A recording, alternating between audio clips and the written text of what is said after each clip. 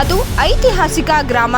ಶಿಲ್ಪಕಲೆಯ ತೊಟ್ಟಿಲು, ವಾಸ್ತುಶಿಲ್ಪ ಕಲೆಗಳನ್ನು ಹೊಂದಿದ ಆ ಗ್ರಾಮದಲ್ಲಿ 101 ದೇವಸ್ಥಾನ, 101 ಬಾವಿಗಳ ಐತಿಹಾಸಿಕ ಪ್ರತೀತಿ ಇರುವ ಸ್ಥಳವದು. ಕಲ್ಯಾಣಿ ಚಾಲುಕ್ಯರು, ರಾಷ್ಟ್ರಕೂಟರು, ಹೊಯ್ಸಳರ ಕರ್ಮಭೂಮಿಯದು. ಆ ಗ್ರಾಮದಲ್ಲಿ ಮನೆ ಕಟ್ಟಡದ ಅಡಿಪಾಯ ತೆಗೆಯುವ ವೇಳೆ ನಿಧಿ ಪತ್ತೆಯಾಗಿದೆ. ಪತ್ತೆಯಾದ ಚಿನ್ನದ ಆಭರಣಗಳನ್ನು ಈಗ ಜಿಲ್ಲಾಡಳಿತ ವಶಕ್ಕೆ ಪಡೆದಿದೆ. ಗದಗ ತಾಲೂಕಿನ ಲಕ್ಕುಂಡಿ ಗ್ರಾಮದ ಗಂಗವ್ವ ರಿತ್ತಿ ಎಂಬುವವರ ಮನೆ ನಿರ್ಮಾಣದ ಅಡಿಪಾಯ ಸಂದರ್ಭದಲ್ಲಿ ಹೊನ್ನಿನ ಬಿಂದಿಗೆ ಸಿಕ್ಕಿದೆ. ಅದು ಅವರ ಮಗನಾದ ಪ್ರಜ್ವಲ್ ರಿತ್ತಿಗೆ ದೊರೆತಿದೆ. ಅದನ್ನು ಸ್ಥಳೀಯರಿಗೆ ತೋರಿಸಿದಾಗ ಎಲ್ಲರಿಗೂ ಆಶ್ಚರ್ಯವಾಗಿದೆ. ಬಗ್ಗೆ ಕುಟುಂಬಸ್ಥರು ಪೊಲೀಸರಿಗೆ ಮಾಹಿತಿ ನೀಡಿದ್ದಾರೆ. ಗ್ರಾಮದಲ್ಲಿ ನಿಧಿ ಸುದ್ದಿ ಕೇಳಿ ನೂರಾರು ಜನರು ಸ್ಥಳಕ್ಕೆ ಆಗಮಿಸಿದ್ದರು. ಈ ವೇಳೆ ಜನರನ್ನು ನಿಯಂತ್ರಣ ಮಾಡಲು ಪೊಲೀಸರು ಹರಸಾಹಸ ಪಡಬೇಕಾಯಿತು.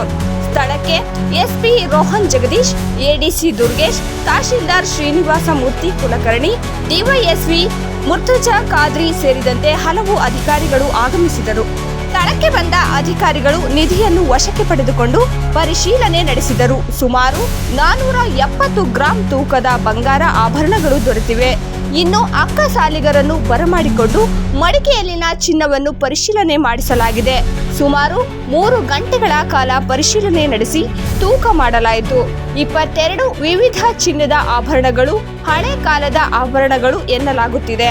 ಸದ್ಯ ಇದರ ಮೌಲ್ಯ ಸುಮಾರು 65 ರಿಂದ 70 ಲಕ್ಷ ಆಗಬಹುದು ಎಂದು ಅಂದಾಜಿಸಲಾಗಿದೆ.